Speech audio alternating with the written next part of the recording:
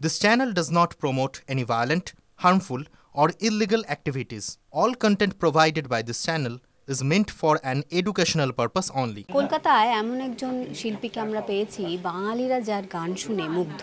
আমাদের সঙ্গে রয়েছেন বর্ণাদি। বর্ণাদি, কলকাতায় তুমি এসছো এবং যেখানে আমরা জানি যে মোহরদির শতবর্ষ, সেখানে তুমি ক্যালেন্ডার উদ্বোধন এসেছো। যদি বলো যে কতটা এখন নস্টালজিক ফিল করছো?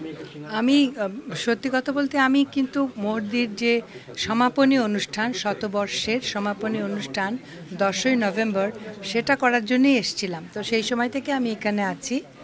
আর এটা তো মানে মোহরদির জন্য একটা অসম্ভব, মানে আমার জন্যে মোহরদির প্রতি আমার শ্রদ্ধা নিবেদনের একটা খুব সুন্দর একটা ক্ষেত্র। সেখানে আমি আমার আন্তরিক শ্রদ্ধা নিবেদন করতে যে পারলাম, আমি মনে করি এটা আমার বিরল সৌভাগ্য এবং সম্মান। আজকে মোহরদির নামে এই যে একটা সুন্দর ক্যালেন্ডার হলো, মোহরদির এত ছবি, যারা মোহরদি শ্রোতা সারা পৃথিবীব্যাপী, বাংলা ভাষাভাষী এবং অবাঙালিরাও অনেক শোনেন ওর গান, তারা সবাই এটা তাদের কালেকশানে রাখতে পারবেন।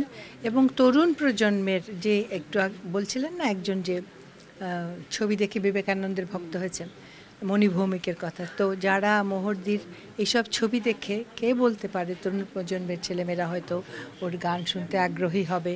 বিশেষ করে ওর যে গাইবার একটা বিশেষ গায়ন ভঙ্গি, যেটা একদম অনন্য, অসাধারণ, সেই ধরনটা কিন্তু খুব, কি বলবো আমি, যে এখন বর্তমান সময়ে সেই ধরনটা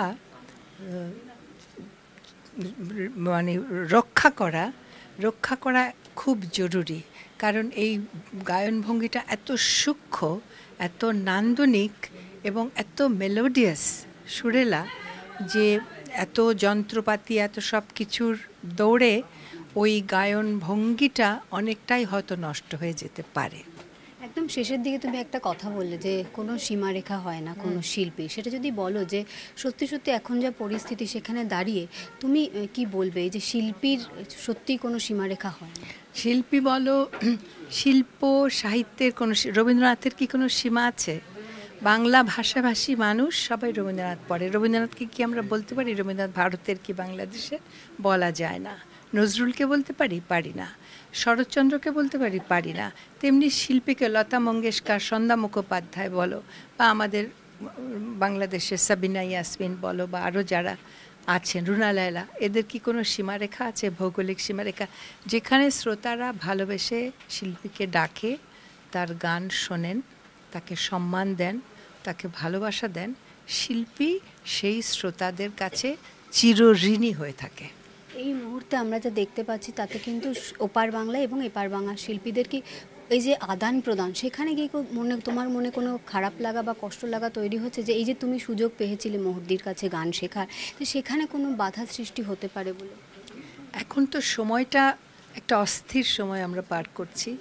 আমি আশা করি যে এই সময়টা এরকম থাকবে না, এবং আমরা আগে যেমন ছিলাম তেমনি আদান প্রদানের দ্বারা আমি এটা সবসময় বিশ্বাস করি যে এখন ধরো এই প্রযুক্তির যুগে সারা পৃথিবী এক হয়ে গেছে। পশ্চিমা বিশ্ব,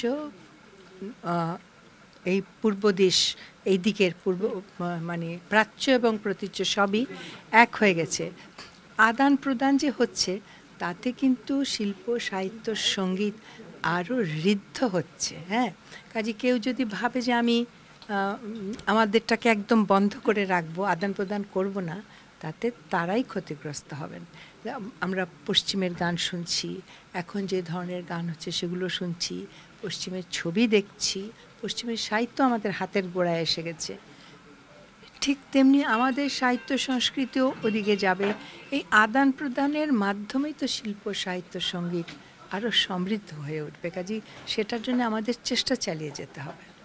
ধন্যবাদ আমাদের সঙ্গে কথা বলার জন্য, এবং তোমাকে অনেক অনেক শুভেচ্ছা রইল। এবং একটা বিষয় যা বলাই যায় যে সত্যি সত্যি শিল্পীদের কোনো সীমারেখা হয় না, এবং সেখানে অবশ্যই প্রত্যেকটা শিল্পী তার সমস্ত ভালোবাসা তারা তাদের যারা দর্শক বা শ্রোতা তাদের কাছ থেকে পায়। ক্যামেরায় সমরের সঙ্গে সুচরিতা, TV9 বাংলা, কলকাতা।